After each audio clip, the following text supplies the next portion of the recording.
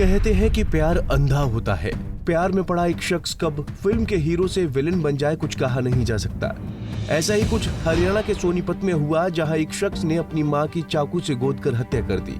एक पल में ही खून के रिश्ते को खून के ही रंग से रंग डाला और वारदात को अंजाम देकर वो मौके से भागने में भी कामयाब हो गया। हालांकि नवीन ने ऐसा क्यों किया, ये जानकर आप भी हैरान रह जाएंगे।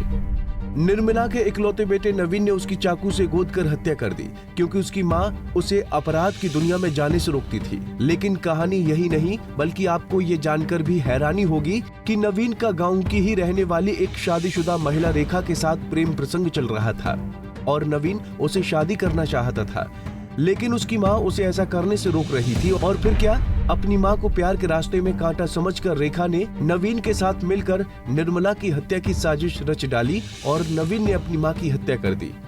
वहीं अब पुलिस ने नवीन और रेखा को गिरफ्तार कर लिया है और नवीन को कोर्ट में पेश कर 2 दिन के रिमांड पर लिया है, जबकि रेखा को जेल भेज दिया गया है। इस मामले की जानकारी देते हुए एसीपी मलकीत सिंह ने क्या जानकारी दी, वो भी सुन लीजिए।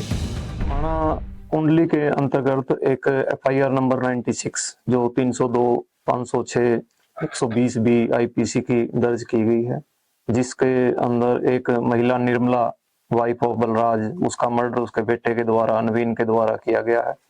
जो कि सारी घटना जो है वो एक महिला के साथ, जो गांव की महिला थी शादीशुदा, उसके साथ लड़के नवीन के संबंध थे और वो उसको रखना चाहता था, और जिस पर परिवार जो है ऐतराज करता था, मृत का और उसका परिवार, और जो लड़के के इस कार्य से नाराज था, जिसके कारण उन्होंने अपना बेदखल भी किया हुआ था लड़के को।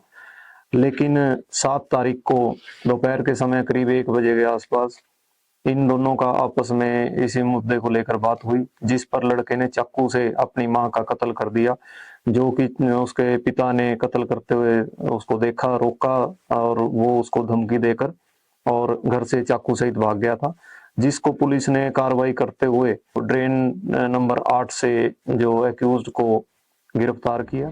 ये तो थी एक बेबस माँ की कहानी, जो मरते मरते भी अपने बेटे को अच्छाई की राह पर चलने की नसीहत दे गई। लेकिन अभी भी बहुत से ऐसे लोग हैं जो चीजों को हथियाने के लिए दूसरों को मार देते हैं। लोगों को ये समझना चाहिए कि अगर उन्हें कोई सही राह पर चलने के लिए रोक रहा है तो शायद उसमें उसकी भलाई जरूर होगी। आपको क्या लगता है, कमेंट करके जरूर बताएं। सोनीपत से सनी मलिक, पंजाब केसरी टीवी।